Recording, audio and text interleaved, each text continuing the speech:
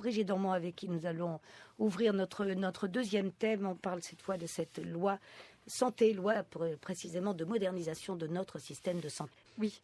Bon, ce que j'avais déjà dit, c'est que c'est une mesure qui a l'air de rien, mais qui en fait est extrêmement structurante. Et l'opposition des médecins libéraux à cette mesure le montre bien en creux que ça risque de changer quand même beaucoup de choses. Alors, pourquoi les médecins libéraux s'opposent-ils tant au tiers payant ?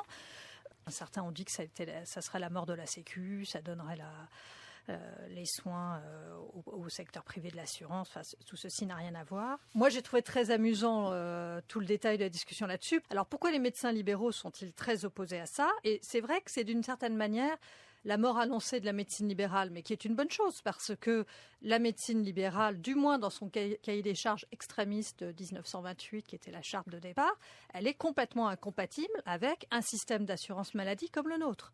Donc ça implique forcément un cahier des charges, et les médecins sont payés par cette assurance maladie. Et je crois que cette mesure est extrêmement structurante. C'est que les circuits financiers vont changer. L'assureur paye directement le médecin. Et ça change tout. Et ça rend les médecins effectivement dépendants du financeur. Donc, si l'assurance maladie veut faire pression sur les médecins, là, ça va les rendre mécontents s'ils m'entendent, si elle veut faire pression sur les médecins, elle a les moyens financiers de faire pression sur les médecins.